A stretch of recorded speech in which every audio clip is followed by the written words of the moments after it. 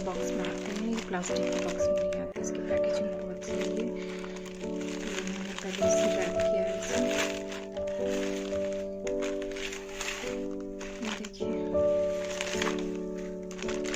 ये देखिए कितना खूबसूरत सेट है। ये मुझे 412 रुपीज़ का मिला था।